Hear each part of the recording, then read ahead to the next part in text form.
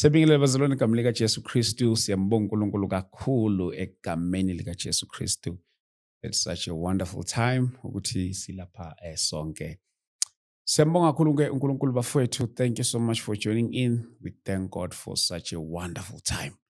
Bafowethu, uNkulunkulu akadunyiswe, akabongwe njalo egameni likaJesu Kristu waseNazaretha. Siyambonga kakhulu uNkulunkulu. Oh, what a wonderful service we had in Soweto. If you did not come, I can assure you that you really missed out. So bafowethu, siyambonga kakhulu-ke uNkulunkulu sesikhona khona la egameni likaJesu Kristu, and we are joined by Umama uDlamini esinaye lapha namhlanje. But before we start, ngizocela ukuthi ke sibonge uNkulunkulu egameni likaJesu Kristu before we go forward. Father, in the name of Jesus, we thank you. uNkulunkulu wethu engcwele, dumo lonke lukufanele nezibongo zakho zinge zakho. Izibongo zonke zinge zakho. Ngegama likaJesu Kristu waseNazaretha, siyabonga Baba wethu namandla. In the mighty name of Jesus Christ. Phakama njalo Nkosi yokulunga. In the name of Jesus. Siyabonga Baba wethu namandla. uNkulunkulu wethu namandla, malidunyiswe igama lakho. In the name of Jesus. Dunyiswa njalo uNkulunkulu oyingcwele ngegama likaJesu Kristu waseNazaretha. We thank you, Father, ba yonke into ezokhulumeka la kule ndawo. uNkulunkulu oyingcwele, uNkulunkulu uthatha lonke udumo ngegama likaJesu Kristu waseNazaretha. We thank you, Father, in the name of Jesus Christ. We thank you, Lord. Dumo lonke malube kuwe. In Jesus' mighty name, O Lord. Amen. Amen. Amen. Mama sikubingelele. Amen. All right? Right, isibonga. Siyambonga uNkulunkulu Sibonga kakhulu. ugcinwe ekseni.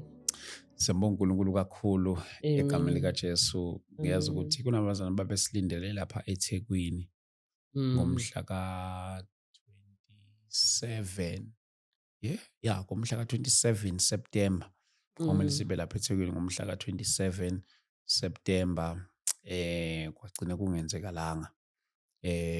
Abazalwane beza upfront last minute kwasho ukuthi ke angeke usakhonakala. So sicela ukuyixolisela ke naleyo bazalwane egameni likaJesu Kristu ukuthi akuzange kwenzeke.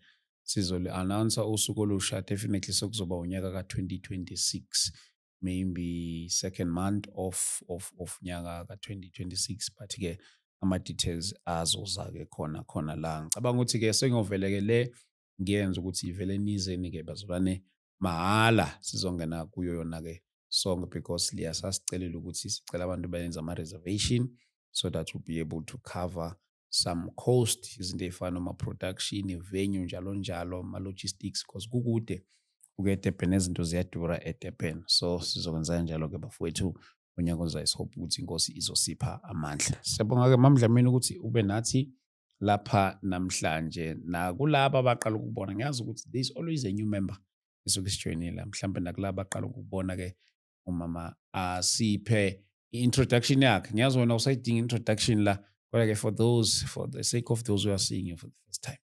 Okay. Amen bazalwane, igama lami uMamlindi kaDlamini. Siyambonga uNkulunkulu ekseni, ngisindisiwe.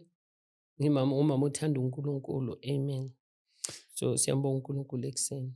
Amen. Bazothi manje ungathi uyisangoma. Hayi sisangoma ngumSwati, mina ngiSwati. Ulangwenya lo, uNtimande, uBhambulunye, ushade kaDlamini. So bazalwane ya ngumSwati. This is our tradition. Yes. Ngiyabazi phela, and mhlawumbe umunye uzothi why ugqoke i-tradition, because uMama Dlamini simaze sigqokele izingubo. It's Nigeria. Hayi phela Nigeria, manje ngigqoke yami i-tradition nami for a change. Ukuthi I'm ngumSwati. Yes. Just ukuthi ngumSwati. Siyabonga uNkulunkulu. Yes, okay, yawo. Konje umSwati kahle. Mina ngumSwati, ngulangwenya, ngumtimande, ngubhambulunye, tingabatimbili ngitana nathi khabomali. I'm a Swati by birth. Siyabonga uNkulunkulu mama. Ngiyazi ukuthi ngaleya episode yethu eyadlule sasikade sikhuluma about usibonisa nama products wakho uNkulunkulu akusize ngawo, wasichazela ukuthi learning iyani. And njengamanje futhi we are also looking forward to umhla ka-22 November kuleya gathering usiyibiza ngokuthi Health, Healing and Deliverance, njalo njalo zonke lezi zinto. But before sizofika kuyona sesikhuluma nangayo leya nkonzo, bazalwane ningakhohlwa mhla ka-22 November, but umama uzosinikeza proper information or proper details ukuthi kuphi exactly siqala ngobani isikhathi njalo njalo, what is it that we can expect, zonke lezo zinto lezo. So yeah, ngiyacela nje nihlale kanjalo, ama-details ayeza wonke apheleleyo. uNkulunkulu siyambonga kakhulu. Amen. Ukubona izimpilo zabantu zishintsha through this platform uNkulunkulu ayisebenzisayo kumina, it's really humbling me kakhulu egameni likaJesu Kristu, because kunabantu abasizakala la ngokolwazi, basizakala ngokuma-deliverance, basizakala nangosizo nje oluhlukahlukene. So hlezi njalo uma kwenzeka so, vele udumo lonke ngilibuyisele enkosini. But before that nje, mama, namhlanje usiphatheleni? Okay, namhlanje bengizochazela abazalwane ukuthi why kuzoyenzakalani, why kuyi-healing, kuyi-health, healing, deliverance. So ukuthi abantu bakwazi ba-understand ukuthi i-health ibaluleke kanjani. Njoba nibona la kulamabhena, kule bhena le engapha kubhaliwe like ku-3 John, wonke abhayise ku-3 John ukuthi 3 John 1-2, uNkulunkulu uthe be in good health and prosper even as your soul prosperous. So what is happening ngey'mpilo zethu? Impilo zethu sizithatha for granted ngoba imizimba yethu uNkulunkulu uthe makasenza wasinika i-roadmap. I-roadmap izwi like. So i-roadmap i-guideline yethu, indawo nendawo mawufika khona, even nefone mawuyithenga uthola iphepha elama-instructions ukuthi usebenzisa kanjani. Nomuntu la emhlabeni size kune-roadmap ukuthi faneke umuntu uphile kanjani. Yes. I-anger, i-bitterness, i-strive, ukukhohlakala, inzonda, amagqubu, uNkulunkulu uyasikhuza athi sibe nothando ngoba into yokugcina uJesu ashiyele yona uyowathi ushiyela uthando. Uthe ushiyela ukuthula, wathi peace I live with you. So manje mawune peace uba nalothando ngaphakathi. Correct. So uNkulunkulu wethu ufuna ukuthi abantu bakhe babe noqonda. The reason mina ngize ngayofunda la bengayazi lesikolo lesi, bengazi mina ukuthi umuntu uphila ngama-drugs kuphela ngoba bengu-pharmaceutical. Bengazi ukuthi mawuphethwe inhloko, and bengazi ukuthi it's normal ukuthi fanele uphathwe inhloko. It's normal ukuthi fanele uphathwe inhloko. Bengine-high blood, ngifaka ama-specs, ngine-arthritis, ngaba ne-breast cancer. So I thought kunormal. Until uNkulunkulu azathi kimi ngizohamba ngiyofunda ukuthi ngilapha abantu bakhe ngokudla. And that time I was doing deliverance. There was this certain guy khona lapha emafikeng, bekafikile ahamba ngemoto azile kule line le deliverance. Ngambuza uNkulunkulu ngathi bonke abantu bayaphola, lo kabuya with the same thing. Kwenzakalani ngempilo yakhe? Wathi uNkulunkulu mangene eBotswana uyothela ipetrol kubhalweni, ngathi kule billboard leya kubhalwe ukuthi AIDS kills. Wathi uphethwe yiso leso sifo leso. Ngabuza ukuthi ngizomphilisa kanjani? Wathi uzohamba uyofunda ukuthi uyolapha abantu bami ngokudla. Wathi let your food be your medicine. Ayi ngiyayicabanga ngaleso sikhathi nginamabhushari nginanani, engiyayicabanga manje ukuthi let your food be your medicine. Ngathi uNkulunkulu manje usho ukuthi ngizopheka ipapa nenyama ngoba mina bengithanda ipapa nenyama and bengu-size 52. So bengizidlela le papa nenyama ngiphuza ne-coke. Okay. So makathi uzoba lapha ngokudla, I thought abantu fanele ukuthi nje yabo ukudla bese bayadla bese bayaphola, mara bengayenzi sense ngoba nami ngokwami bengizigulela. So manje uNkulunkulu wangisiza ngayo kulesikolo lesi. Manje kulesikolo lesi ngafike ngafunda. Ngasikhathi leso bengifunda i-kinesiology. I-kinesiology ile engifake la phakathi nendawo. Yabo babhale i-kingdomology. Yaba i-kingdomology. uNkulunkulu mabathi i-kinesiology kimi wathi i-kingdomology. Okay. Ngoba fanele ukuthi sazi ukuthi indaba iqala kuma-toxic thoughts. Iqala engqondweni. Kula kuhlala khona i-board meeting. Yena yabo a board meeting with your brain. Kula kuqala khona yonke into. uNkulunkulu uSeya 4:6 uthi my people perish ngokuthi baswele ulwazi. Iqala lapho. So abantu abanalwazi, umuntu uyazi ukuthi mangikwatile, mangivuka kunormal ukuthi ngibe neconsi. Kunormal ukuthi ngibe bitter. kunormal ukuthi ngikhulume catastrophizing words like amazane iswana. Yabona umthatha umuntu umkalo umuse phansi phezulu athi makhuluma nawe uthi wo hayi sizobona. Uyabo ukuthi izinto ezinjalo wena ucabanga ukuthi usho kulomuntu lo awusho kulomuntu lo. Umzimba wakho uyakubona ngoba wona wakhiwe ngothando. So umzimba wakho wenzele othandweni. So into uunderstanda kangcono uthando. Then waqala manje waba nalemibono ukhuluma kabi wenza kabi. It's like manje freeway you are driving but manje awusabambanga ilane. So uhamba so uthi so hamba lapha kunotshani khona uphinde ubuye futhi ku gravel ungene estradini. So imoto yakho it will never take you for isikhathi eside. Ama shocks azoba nenkinga, wheel alignment izoba nenkinga ngoba wena le moto yakho awulo. And the next thing mawufika uthatha noma yipi oil uthela emotweni yakho ipetrol ngoba yazi mase solo ku driveile lapho fanele ukuthi ufike uthela ipetrol. So normally what's happening mase seyifika lapho wena uthathe any oil uyifake. Uthola i-diesel uyayifaka, uthola i-fish oil uyayifaka, leyo moto angeke izokusendawo. Lapho it's about this body, sikhuluma ngalomzimba lo othando sisase lapha ku brain. So i-brain ukuthi ibe right fanele uhlala wazi ukuthi ula kulomhlaba uNkulunkulu kubolekile lo mzimba sibolekiwe lempilo bazalwane ngoba umuntu akafi. But this body dies.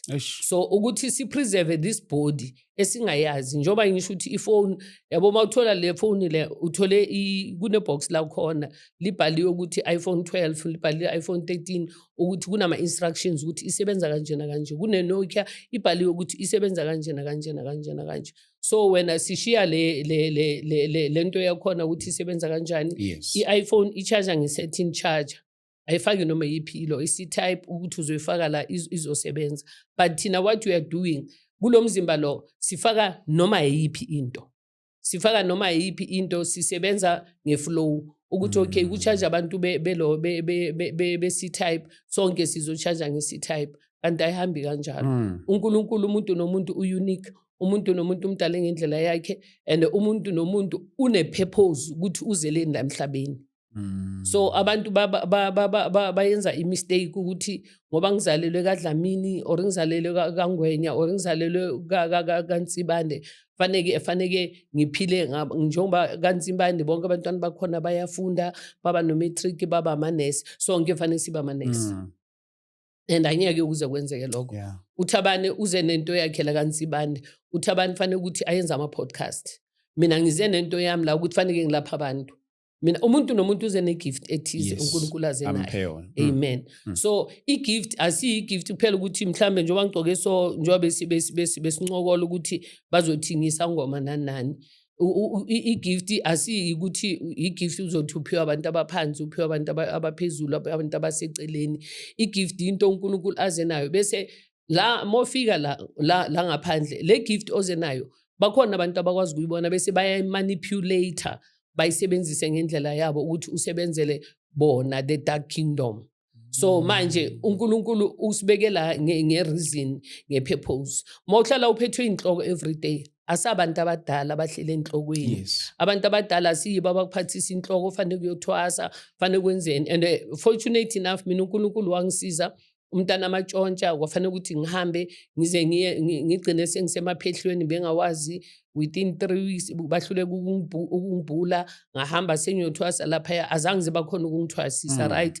Into engayinothisa lapha into bengiyoyenza ngathola umama oneshukela lo mama lo neshukela ngithi wena why uzela wathi yena uneshukela ngamtshela ukuthi ishukela ngeke iziphole ngokuthi lokugida yabona. So I had to ukuthi ngiqalele ngifundise labantu laba ukuthi omunye athi ayinhloko bengapheli ngithi manje iphelile njengoba ubuyothenga igrandpa athi ayiphelanga ngithi uyabona ukuthi awusolvanga next still awukakabi ne-oxygen eflow through ekhanda lakho understand abazalwane. So ukuthi into esizosifundisa lapha yana ukuthi abantu ba-understande ngoba abantu bakhohlwe abayazi shema abanye. That's why umbhalo wosiya 4:6 abantu abazi ukuthi uphathwa inhloko nje kuphela akusuku ukuthi uyagula kusho ukuthi i-oxygen ayihambi kahle la kuwe ngaphakathi i-oxygen ayihambi kahle kungaphakathi, igazi alisabuyeli kahle emuva. Hence last time bengigcoka i-tracksuit bengithi ngizonibonisa ukuthi kwenziwa kanjani. So unfortunately azange size sithole isikhathi. So umuntu nje into yakhe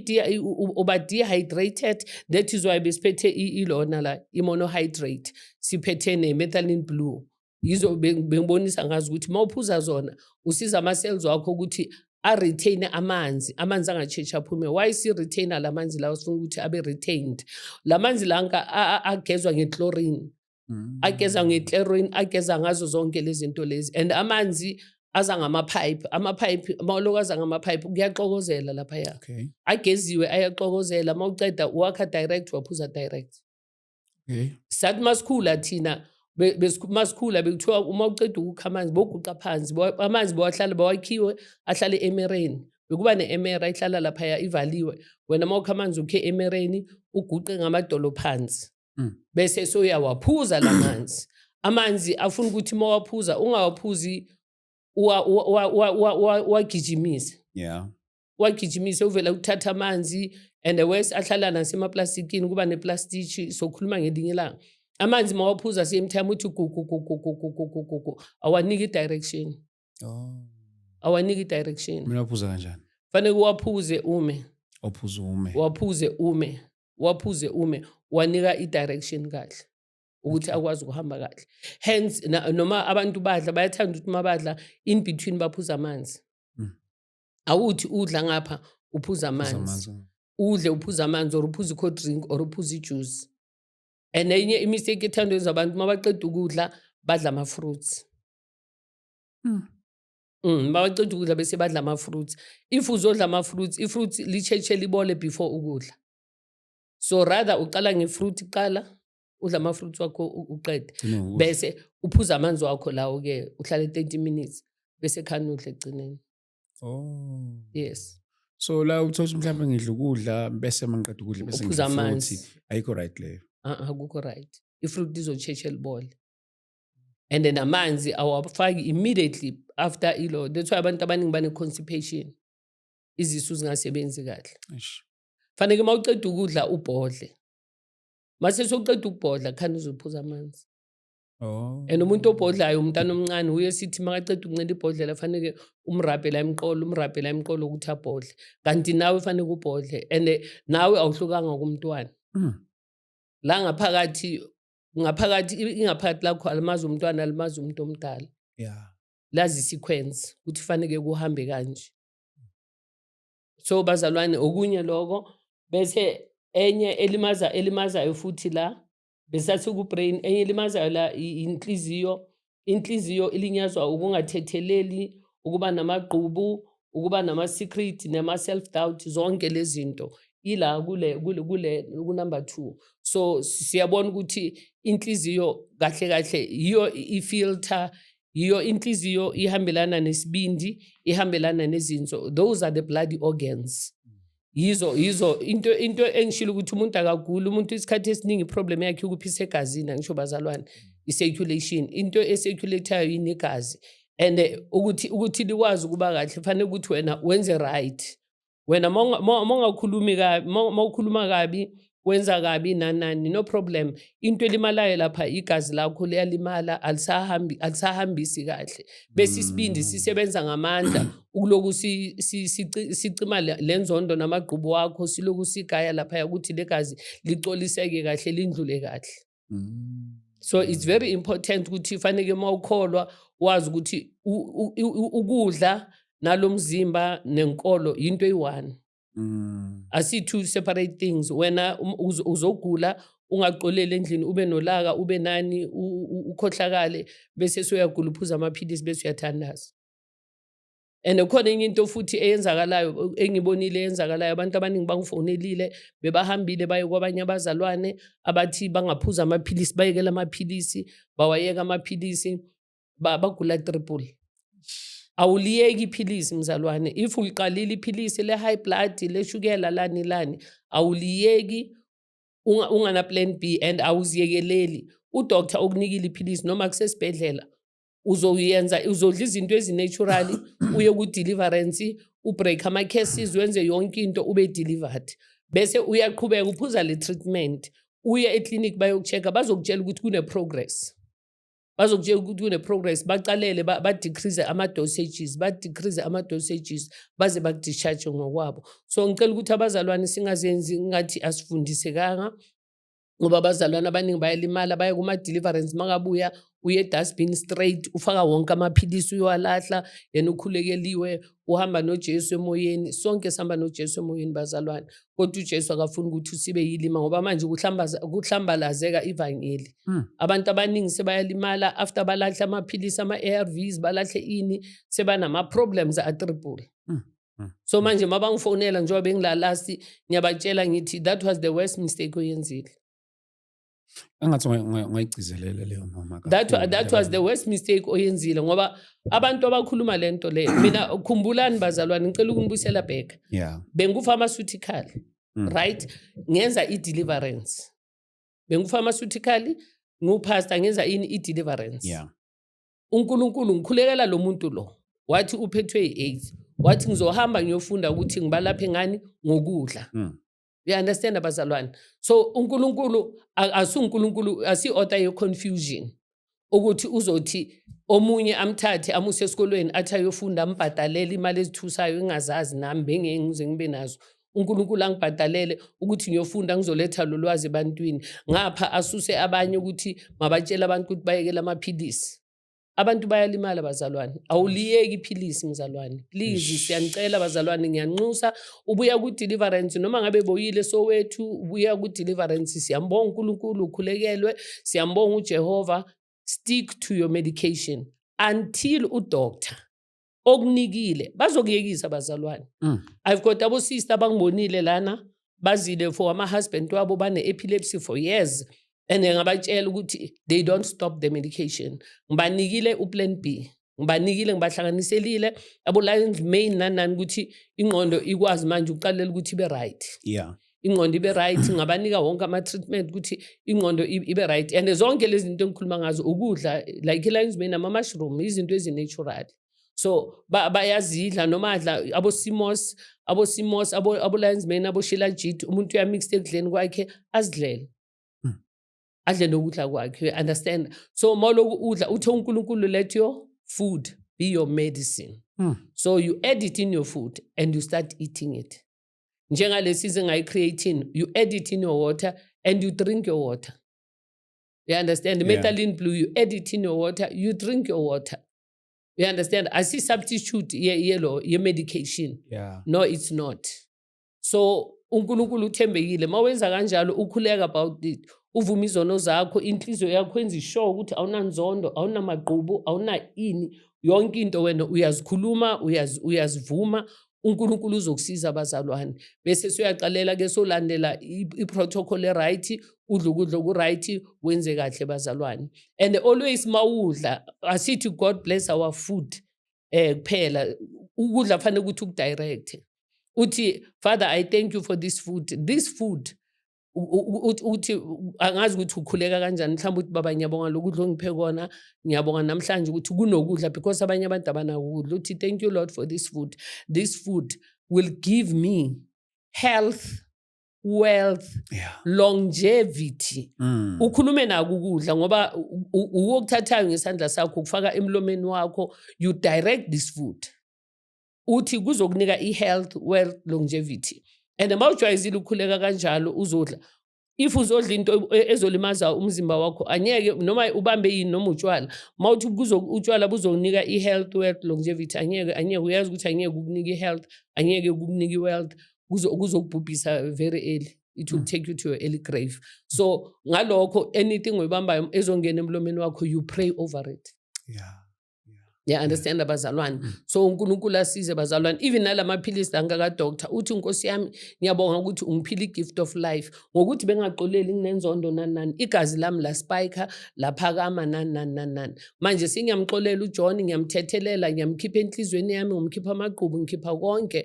uNkulunkulu othongcwele baba, ngikhulekela ukuthula kwakho ngidlula uqonda phezulu kwalomzimba wami, phezulu kwalempilo yami. Ngiyaxolisa baba ukuthi bengahambi kahle endleleni yakho. Manje ngoba nakho sengiphuza ne medication, ngiyakhuleka Nkosi yami ukuthi baba njengoba ngiyithatha uNkulunkulu othi omuhle uwe oyongisiza Nkosi yami oyongikhipha kuyo ngegama lika Jesu Kristu waseNazaretha. You prophesy upon yourself. Akekho umprofiti ondlula wena phezulu kwempilo yakho. Amen bazalwane. So uNkulunkulu asiza sipho ukuhlakanipha. Awuthathi yonke into uvele ulahle nje. And la ama-kidney ama-lungs ayasaba ukuba depressed. Ama-lungs ayasaba, amaphaphu ayasaba ukuthi wena uyalahlwa, wena wenzani. Njenganamhlanje njengoba besilahleka sasalahlekela ngale silahleka nomfana. I made it a point ukuthi ngistay calm. Ngingaba calm. And I even said if we have to ngono si extend sibhuke esinye isikhathi. Azange ngifike nginamaphapha phezulu nginjani sengiyajuluka senginjani ngijuluke mina ngiba calm. U-X makangasolveki yehla mzalwane yehla. I-life mayinika i-lemon, thatha le lemon uyenze lemonade. Mayenze lemonade ba sweet, you start sipping. Khona into ithintile ngiyithandile le mama bathini indaba zamaphilisi medication. You know uNkulunkulu wangipha le vision le yokuqala ngenze healing and deliverance movement. You see ngiba ngapha ngibiza ama guest. So kuyithola ukuthi ngifonelwa ngabazalwane. Athi umuntu hey ngiyazi ngenze nje amaphilisi wami ngiwayeke yini njalo.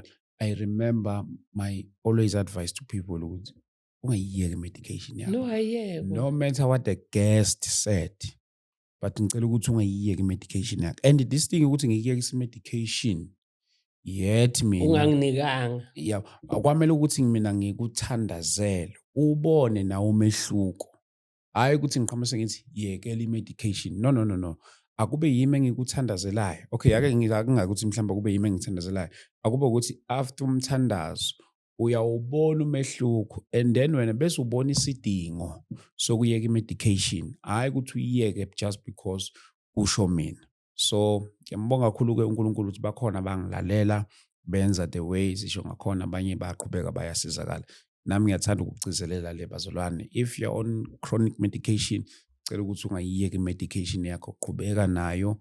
uNkulunkulu uzokusiza uyidla leyo medication leyo. Wena uzozibonela isidingo sokuthi nalabo abakunikile medication ngoba awuzinikanga medication. Yes. Bebabona ukuthi mabathi bathathi ilona i-high blood baku-check i-high blood babona ukuthi diastolic yakho i-higher than i-systolic. Babona sebazobona ukuthi no man lo muntu lo uhlala a-balance. Bese bayakuchecka bakunika iphilisi eli-1 bathi uzobuya after 6 months, bathi uzobuya next year nini. So nabo the more wena uba right, the more nabo u-government akwazi ukuthi asave i-medication ngoba babaningi abantu abasebenzisa imithi. You understand? So manje mawenza kanjalo kancane bazokukhipha abazalwane bazokukhipha.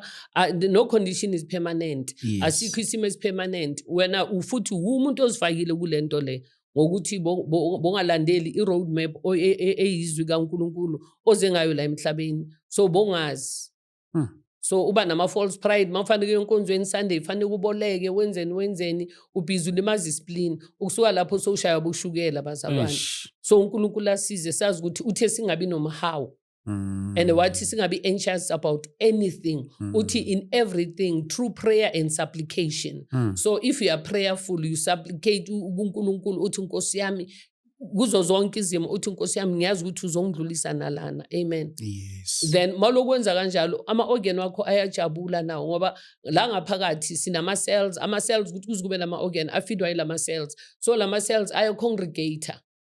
Kuba ne-congregation njoba sithi sibona i-congregation abantu mabayisontweni kuyahlanganyelwa nala ngaphakathi ayahlanganyela ahambisana kahle ku-lymphatic system. I-lymphatic system ile sithola ukuthi umuntu sekanenyawo elikhulu elingaka sekayavuvukala lana uthola ukuthi kaphuma iqhubu la i-lymph drain la wrong. Ngokuthi asenzi kahle bazalwane. So masingamoshi into edalwe uNkulunkulu umlungu iChina usidale ngokufana sonke wachinja ama-colors kuphela ngoba are-creative. So wachinja ama-colors kuphela kodwa moya ngaphakathi ama-internal organs we are all the same. akekho nenhliziyo ephansi kwenyawo, akekho sonke siyafana.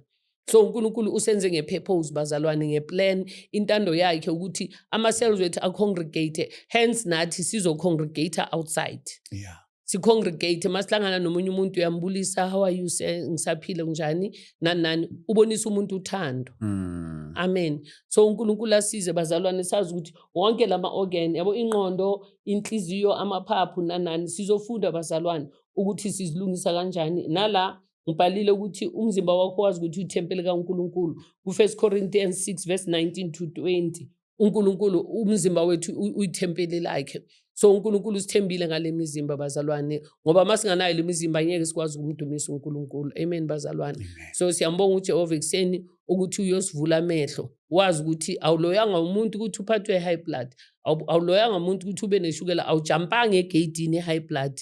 Ila kwenhlizweni, ila iqale la enqondweni ya enhlizweni. Wena waqalela waba i-chemical factory, waqalela wathi nje wena njalo uma ulala uvuka ucabanga into ezimbi, ucabanga izinto ezimbi, and uma ucabanga izinto ezimbi nobuso bakho buyabonakala. Umuntu wakhona uhlala noma uthi angakwatanga uzombuza ukuthi ukwateleni kanti akakwatanga, ngoba always uhlala acabanga izinto ezimbi. So uNkulunkulu uthi a merry heart kufanele sihlale sijabulile, sinenhliziyo enhle bazalwane. Amen. Namanje ngifike late lana i-transport bay lokilahleka nani, angitholanga ukuthi abantu sekagquma lana, sekathi khona manje sekajulukile aphelile lokazisula. Uyabo into enjalo.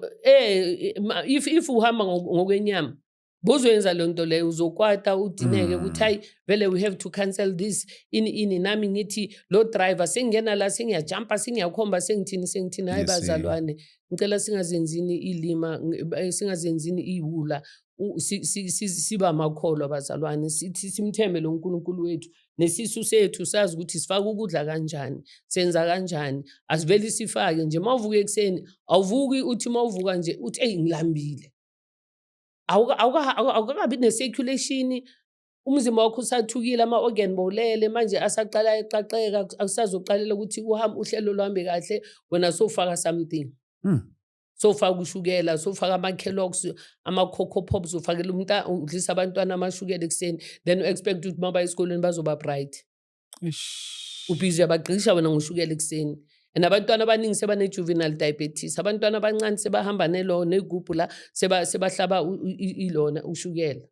Akumele badle ushukela ekseni ntwana. Wonke umuntu ekseni mawuvuka at least minimum, ngoba abantwana mabavuka bayabheda, minimum mhlambe an hour or so, bese mhlambe noma kuyi-30 minutes uthola ukuthi kunamanzi owafakayo, baphuza amanzi.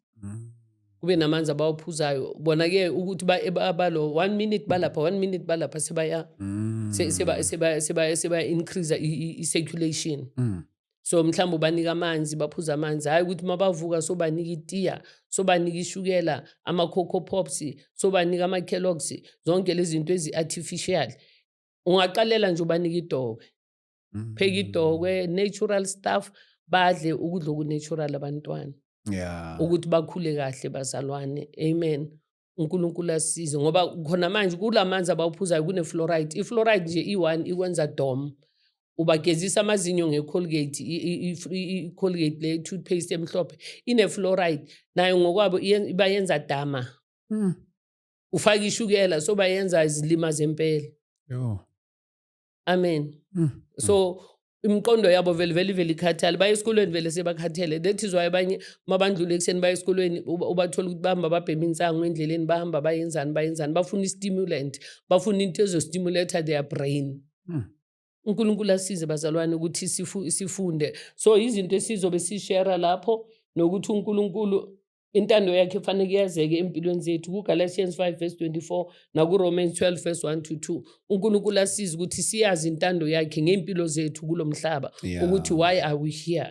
And akekho umuntu orishi njengomuntu omnyama, ngoba thina we are grounded, we are rooted la, si brown, sifana nalomhlabathi bazalwane. Amen. So uNkulunkulu asize into ekwazi ukusipholisa into ephuma kulomhlabathi. Into mayingaphuma emhlabathini uyazi ukuthi kuwe ayinampilo, inokufa. Amen. Amen. Into mayingekho ezwini wazi ukuthi ayinakuphila kwenokufa. Uthi lithi izwi ube a man of one wife. If wena una more than 3 yabafazi wenza i-threesome, wenza abo-foursome, azi kahle ukuthi awusekho soyilahlile intando kaNkulunkulu ngoba kulo uzoqamba amanga nakulo uqamba amanga nakulo uqamba amanga bazalwane. And amanga wena uyazi ukuthi uqamba amanga akunankinga, bona bazi bazojabula. Isplin sakho sizosecreta more insulin bese soba noshukela. And siyawazi ushukela ukuthi wenzani kubo baba. Bese sebathi uma mncane uma mkhulu umsebenzisela imithi abangasho ukuthi ulo baba usebenzise ipancreas yakhe wrong. Amen bazalwane. So uNkulunkulu asize izinto esizozifunda nabantwana bethu njoba sebawe kangaka. Abomama abaningi bangibonile la bafuna imethaline blue ukuthi abantwana babo bazweka ama drugs. Imbuzo wami uyi1, angifuni angikho gullible for imali. Ngithi is he willing ukuthi awayeke na? Ngoba kufanele iphume kuye. Manje mina mangizokunika izinto ngizokunika izinto mara yena if akekho willing makaqala bona ukuthi akasabi necraving akasabi nani uzoshiya lezi zinto ahamba yoyilanda. Yeah. Kanti willing uthi mase sekukhulekwa naye afuna ukuyekela athole into ezomsiza ukuthi aphume kulento. Njengomuntu weshukela ne-high blood we-cancer uthatha into ezomsiza ukuthi akwazi ukuthi aphume kulesimo while asathatha namaphilisi akwazi ukuthi aphume kulesimo kuso. So uNkulunkulu usithanda kakhulu bazalwane, singazenzini ilima sithi sizoyenza izinto ama-shortcut ngoba manje uNkulunkulu wethu uyathukwa ngenxa yevangeli. Abazalwane balithukisile ivangeli, abantu mababuya balahla ama-ARVs nani bagule bashone futhi abaningi bayashona. Abaningi bayashona ngalokuthi bavele baneglect amaphilisi. So uNkulunkulu asize bazalwane. Nami benginayo i-high blood, ngaze ngaba ne-breast cancer ngoba benginenzondo, ngingathetheleli, bengilala ngivuka, ngiyo yonke lento le. Until uNkulunkulu akhulume nami sengine-breast cancer athi ngiyoxolisa kule ntombazana, ngahamba ngayoxolisa. And ukuba bekangitshelile ukuthi ngiyoxolisa ngizophola ibele, mhlambe bengizoya ngengqondo errong ngoba bengizofika lapha ngixolisela ukuthi nje ngiphola ibele. Ngathi Nkosi yami ngicela ungiphe uthando ngoba ngingixolele ntombazana. Ngokwami ngizohluleka. Ngathi ngiyahluleka ngokwami, ngicela wena ungisize. uNkulunkulu wangisiza wangipha uthando, ngafika kuye ngaxolisa, mangixolisa ngakhala ngayenzani. Within a week, after 2 weeks, ibele lavele laputshuka kwaphuma yonke lento le gadla zehla by his grace. God loves us too much bazalwane. Yo, kodwa bazalwane ayibona izinto enginenzela zona ukuthi si right kanjani. Look at the things that I'm sharing with you bazalwane. Esenza sure ukuthi siyaziletha lapha kwi show yethu, you know, just to enlighten you, to help you njalo zonke lezi zinto. uNkulunkulu siyambonga kakhulu bafowethu egameni lika Jesu Kristu waseNazareth. And one of the beautiful things bazalwane, you know, we are Christ-centered. We are Christ-centered. Ziningi izinto esizenzile nesizenzayo sizenzela umbuso kaNkulunkulu kakhulu. You know, one of our guests is Ayolana okanye nazile nazayo njalo. We you know, we have caused them ukuthi you know, ake ngithi nje there is countless of WhatsApp groups esinawo la abazalwane bathandaza khona wonke azaleke through a guest that comes here. Sinama guest kunama gathering, you know, nizokhumbula nani ukuthi uNkulunkulu wangipha this vision of healing and deliverance movement ukuthi sihambele izindawo ezahlukahlukene. You know, the things uNkulunkulu azenzayo ziyamangalisa kakhulu bazalwane, ziyamangalisa kakhulu. uNkulunkulu simbonga asiphezi. So buka nje each and every guest that comes here, there is countless of WhatsApp groups la khona abazalwane bahlangana khona bithandaza khona beshare izwi lenkosi njalo. Umama ke futhi naye unaye la namhlanje kukhona into azositshela ukuthi sihlangana kuphi, khona la siya khona esiyobe sesikhuluma lento lena sonke sihleli phansi, and then nabazalwane bazobe khona bezoba nethuba nabo loku interactor makhona befuna ukukubuza bakubuze khona lapha nangalula suku. Maybe mama mhlawumbe singene straight nakuyilanga leliyana lethu lomhlangano esiyobe sihlangene ngawo lapha eFosloras. Okay, eFosloras into ezoyenzeka sizoqala sikhulume, angazi le flyer leya esenzile iyakwazi ukuthi bayibone or uzoyifaka? Ngizobafakela. Okay. So lapha eFosloras sizofunda kakhulu ngehealth. Why siqala ngehealth? Ngoba uNkulunkulu ufuna ukuthi siphile bazalwane, sizofunda ngehealth bese sesiyafunda futhi nange-deliverance ukuthi mase sesingena ku-deliverance sizoyenzani nanani, and i-deliverance izoba khona from izoqala mhlambe ngabo 3 Okay. until 6 ngoba isikhathi sethu it's up to 6 lapha ya. So from ekseni enye into bazalwane, ekseni sizoqala ngebaptism. Anisiqala ngo-10. Yeah, siqala ngo-10. Thina sizobe siye ku-baptism ekseni ngo-8. Ngo-8 siya ku-baptism. Abazalwane babaningi abazalwane sebasindiswe kuma-podcast. Abakhetha inkosi kuma-podcast abangazange bathole i-chance yokubhabhadiswa. So bazoyobhabhadiswa, sobhabhadisela emfuleni. Asiyobhabhadisela ema-swimming pool bazalwane. Sobhabhadisela emanzini ahambayo njoba uJesu wethu naye wabhabhadiselwa eRiver Jordan. La uJohn obekabhabhadisela khona, ubekabhabhadisela kuphi? Ku-river, azange ambhabhadisele e-swimming pool. So sobhabhadisa abantu abakhethile inkosi basindiswe, balahle umzimba omdala babe nomzimba omusha. Noma awufellowship nathi kule group yethu ye-Being Good Health, mhlambe ukuthabane, ukhuleka nabo Thabane efonini, no problem. Uma ufuna ukuthi ube baptized siyakwamukela, uzosifonela usitshele ukuthi ufuna ukuza nawe uyangena ku-baptism, sizokwazi ukuthi sibe ne-transport enough ukuthi layisha abazalwane bayobhaptizwa. Mababuya uzoqhubeka la uhlanganyela khona nabazalwane nasenkonzweni lo kuyo. But fanele wazi ngoba isono bazalwane, isono ukuthi uhlukana nesono bazalwane. Uhlukane nesono gelekeqe. Umuntu uyaphila ahlukane nesono gelekeqe. Asiyekeleni indaba ukuthi fanele ukuthi ube njani ugcoka impahla ezinde uchanyele indlu kodwa wena ungekho right ngaphakathi. Amen bathandekayo. Sibe ne-wisdom. uNkulunkulu asiphi wisdom ukuthi asidli ukudla okuso, asidli ini eso. Uzodlani kule planet ngoba akukho ukudla oku-right. Akukho ukudla oku-right la. Yeah. Akukho, it's very few. Ijemo lekudla nguthenga lokho sikuthola kwelinye iplaza nakhona kulaba se-Australia siyakushipha. Ukudla oku-right akukho, so angeke kubaleke kule planet. Fanele kwenza isho nje ukuthi wenza bo-liver flush, uhlala wenza i-liver flush, ukhiphe lama-gallstone, ama-kidney stone. Yabo ukuthi manje i-pharmaceutical seziyenza imali ngathi.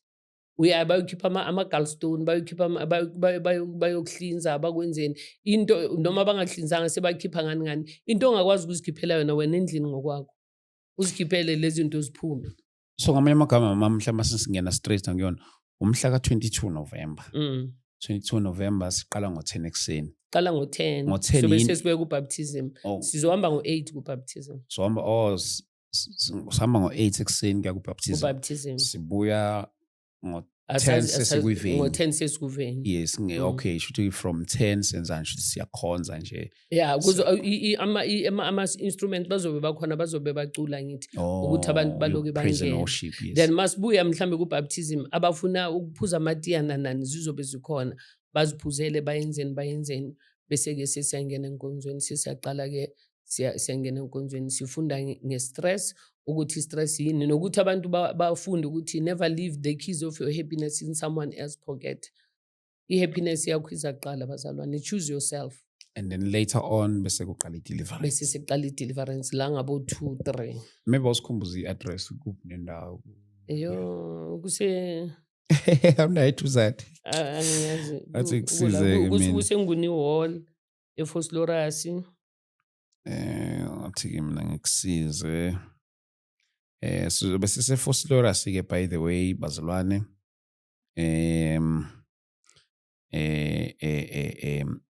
Kubizwa kuthiwa Enguni hall. Nakusengivula endaweni ero. Yes, 22 November. Bazalwane sobe silapha noma Mlindi Dlamini. Oh, uNkulunkulu wami ngizonisherela khona la ngizonibonisa ivenue kuthiwa Inguni Hall. Nguni Hall. Okanye mawufuna i-address ithi 1914. Ufunda kanjani la? 1914 Makgoke Road. Makgoke Road.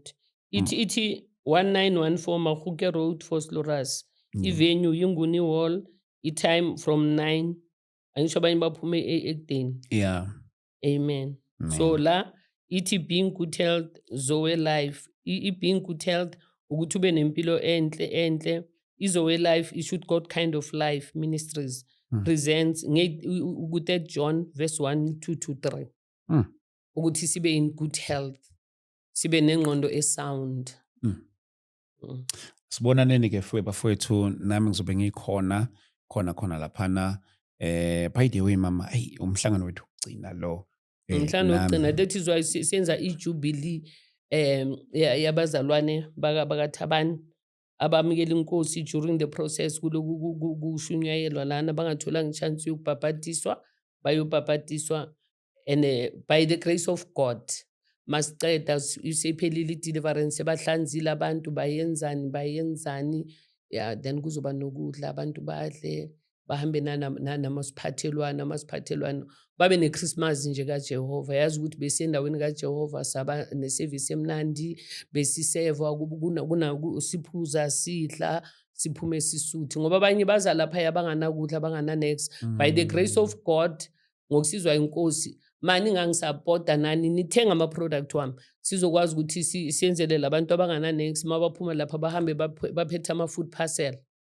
Bambe baphethe ama-food parcel nabo bafike bapheke ezindlini ngoba abanye bazoze enkonzweni bashiye kungananex endlini akunakudla kunanex nempahla njoba siloku sizikhipha njalo siyanikela njalo ngokudla siyanikela njalo ngeimpahla siyabapha abantu. Nayizolo abantu bebazile bazothatha impahla batholile impahla ezikahle eziright abantu bayakwazi ukugqoka abantu babe clean bambonga uNkulunkulu wethu ngoba it's all about Jesus. And mangathi siyamthanda uNkulunkulu singathanda umakhelwane ngoba uyabuza ukuthi bengilambile azange ungondle bengihluphekile azange uzungipha ukudla. So bazalwane siyabanakekela bampofu ikhona lapha ku roadmap. Masifuna ukuthi siphumelele fanele ukuthi sinakekela abampofu sinakekela abantu sibanika uthando.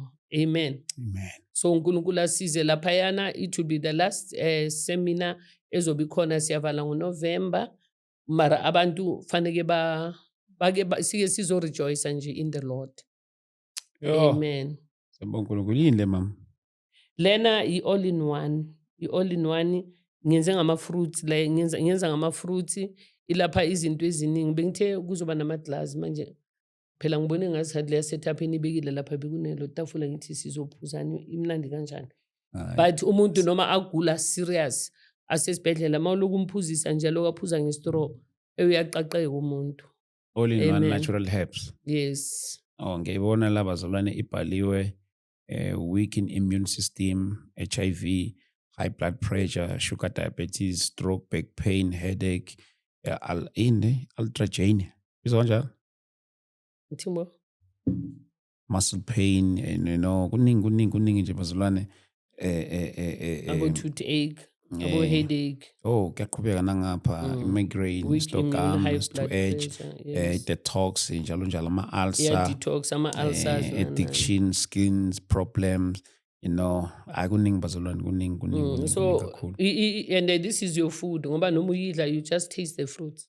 It's so nice. You just taste the fruits bese iyafana icishe ifane nale yeshukela engiyenzayo. And siyabonga kakhulu bazalwane baseThekwini Shem njoba ingayenzakalanga imvuselelo lapha yana yathumela abantu bama-truck bazolanda imixture yenu yeshukela. And siyabonga kakhulu nangoma uhlukene uthi niyawubona. Siyambonga uNkulunkulu ngempilo zenu. Siyabonga kakhulu no driver ukuthi makazodeliver la eGoli iviki neviki uhamba aniphethela amabhodlela. Siyambonga uNkulunkulu bazalwane, uNkulunkulu anibusise nibe in good health. But anwayeka amaphilisi weshukela bazonekisa abo sister bathembekile ngoba nabo sister ngisho uzwile bazile abo sister khona nabo sister abanye abazile bazothatha le medication yeshukela bayayisebenzisa.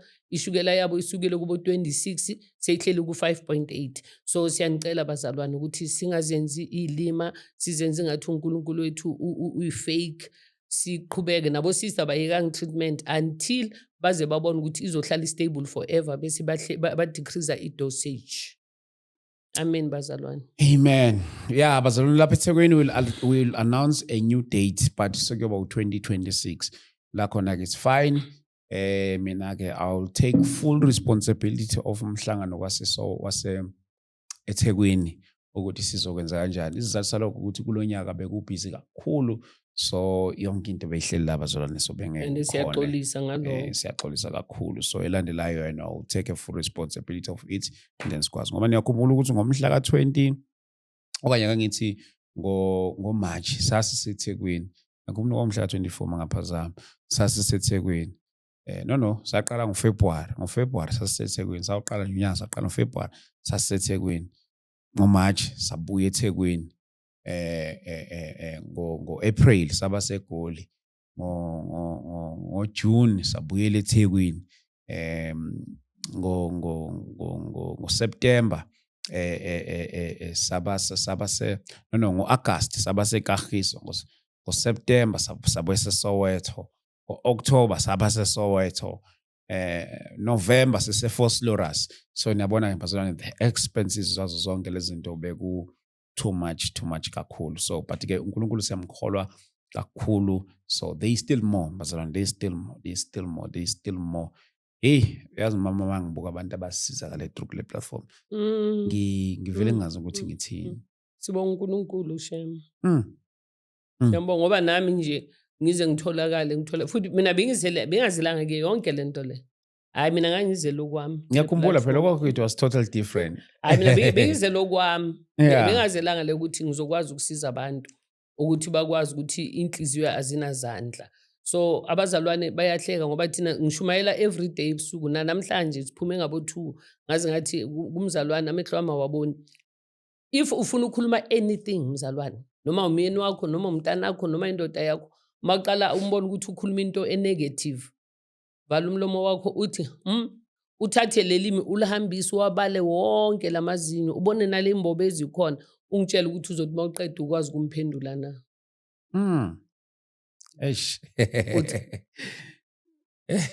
Akhuluma unkosikazi wabale lamazinyo, ubone ukuthi uzokwazi ukumphendula na. Uyoza yehla athi hayi le ndoda le ngathi seyisilima, noma ngithuka ngenzana azakubuza ukuthi uright. Uthi hayi ngiright mama. Ngoba ukhetha ukuthula. So bazalwane makungathi ebantwini abangakholwa umama makathi 1 ubaba athi 20, ubaba ama-20 umama athi 100, kuyaliwa kule ndlu leyo. Nasendlini yabazalwane kanti kukuphi la kuzoba khona nokuthula khona abazalwane. Endlini yomzalwane makube khona ukuthula, nabantwana makubonakala ukuthi uNkulunkulu esimkhonzayo uyaphila, uNkulunkulu wethu unothando. Abantu abahluphekile bazi ukuthi hey awunayicathulo jo hamba lapha ya. Ngithola ama-Adidas izolo, ngithole ini. Bayagqoka abantu lapha, bagqoka izinto ezi-serious. And ngiyabatshela ukuthi it's not about me, it's all for the kingdom. Abazalwane bayanikela, sibonga kakhulu bazalwane basebhini ku-Tell Zoe Life ukuthi niyanikela nangey'mpahla, bayanikela nabomama baphume bagqokile bayogqoka emasontweni, bazile bazolanda impahla. Siyambonga uNkulunkulu bazalwane, sila to change lives, sila ukuthi sitouche lives. Njoba uThabane aqalile lento le, the real purpose behind is to touch lives. Yes. Sila nje ukuthi sitouche lives. It's not about us and ngisuka kaDlamini, ngulangwenya ngumtimande ngubhambulunyeti ngabatimbili wetanatu khabomake. Yabona ukuthi mina hayi ukuthi into yakaDlamini, asiyakaDlamini, into yakaKristu. Amen. Yes, that's true. We are sharing the same vision ngoba we are called by the same God. Amen. Angeke sithi makufika ama-missionaries abazalwane babelungu kube yibo abanakekela abampofu, kube yibo abanika ukudla thina singayenzi, kanti uNkulunkulu wethu uyi-one. Yeah.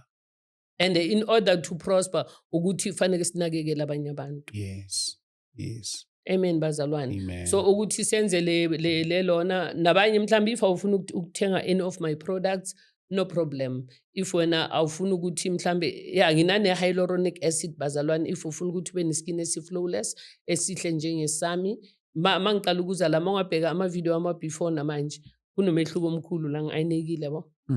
Ngiyazi ukuthi abobaba baboni but singisho nje ukuthi ngiayinekile. Yeah. Ngiayinekile. Yes, he is.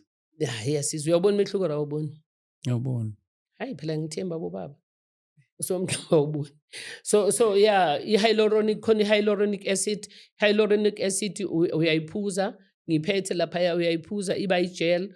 Uma uyiphuza ilapha amathambo, isiza amathambo ngoba the reason siguga la siba dehydrated bese isikhumba sethu siyashwabhana, amathambo wethu siyaluza i-density. So uma usiphuza i-hyaluronic sibuyisela yonke into back bese kunane hyaluronic oyigcobisayo. All that is natural. Ugcobisa i-hyaluronic ukuthi ukwazi ukubuyisela iskin sakho back ukuthi ube muhle bazalwane ngoba kubuhlungu abantu mabakubuza mina abazukulu mabakubuza bathi gogo ukwateleni and uthi awukwatanga ngoba ihlathi sezwile kuba sengathi ukwatile ungakwatanga. So uNkulunkulu asize bazalwane kanti u-dehydrated. Wow. Awunamanzi enough. So uNkulunkulu asize bazalwane if ufuna ukusupporta kule ministry yethu yange-22 and it's not about me, it's got nothing to do nami, it's got nothing to do noThabani, it's got something to do with the kingdom of God. So if you feel ukuthi you want to participate usize laphayana kulona, I'll leave my bank details behind or ungifonele my numbers ukuthi ukwazi ucontribute and uma ucontribute uwazi ukuthi lo muntu loyo ozothola iplate ahamba phethe i-food parcel unawe ucontributile ukuthi uNkulunkulu uyojabula kangakanani. Mabapheka kule yandlu badla uNkulunkulu uzobalo okwakho. And khona nenye engiyenzile for ama-fibroids ngoba abantu abaningi bahlushwa ama-fibroids nale it does help.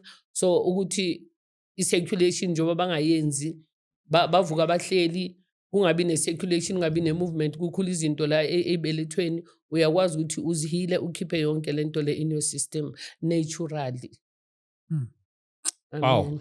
So uNkulunkulu asize bazalwane kubo baba sizoba neseminar yabo baba eBloemfontein basayi-organizer ngoba bobaba abaningi bahlushwa i-prostate cancer, i-prostate gland yabo iba enlarged and abazi ukuthi bangayenza kanjani and abaningi bafikile kimi njengoba bengila ku-podcast bayenza ama-operation 5-6 years back bathi bayenzile mabathi bayachama sebachama igazi.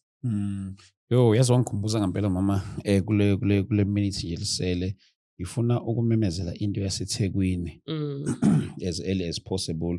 Bazalwane khululekani kule sizongena mahala uDecember vele usu out angeke sakhona ukusebenzisa. Mhlamba ke sibone uFebruary uma uNkulunkulu esasigcinile ngomhla ka 28 uFebruary kuyobe kuyiSaturday. Ngiyacela nje sithi kulidayarize lolu suku sengivele ngathi awuthi ngiyenze lento isemini yethu lapha eThekwini bazalwane 28 February kanye nayo uMamdlamini uma inkosi esigcinile but ke isikhathi siqhubeka sizolokhu ke sikhuluma ngayo yes mawuthi nje useThekwini ngiyacela nje mhlawumbe uindicate yes 28 February sibe sineseminar health healing and deliverance ayosiza umama laphana ngazo zonke lezi zinto. Mama shi number yakho. Hey uNkulunkulu uzongisiza ngale number le enye. Ikhona lapho ukuthi abangilezi. Le WhatsApp ngayo? Maqala. Amen bazalwane inamba yami ithi 079 315 4476 eWhatsApp bese u063 977 9275 eyokufona. uNkulunkulu anibusise bazalwane. Ngiyanithanda but God loves you more. And ngaphandle kwenu there's no us and nawe uNkulunkulu njoba sidalile njoba ngishilo ukuthi siya congregate njengama cells we need each other bazalwane. Amen. uNkulunkulu asiza bobaba bazokwazi ukuthi bafunde ukuthi bayenza kanjani i-sexual reflexology, bafunde ukuthi bayimisa kanjani imizi yabo bangazilimazanga ngama Viagra, bakwazi ukuthi babuyisele i-circulation ibekhona. Amen. Bafethu siyabonga kakhulu. uNkulunkulu akanigcine ke anibusise nonke lapho emakhaya. Sibonane ke lapha eFosloras ngomhla ka 22 November siyobe silapha na ke eFosloras njoba ama details sesalele la. God bless you. Amen. Nkosi nibusise bazalwane. Amen. Amen.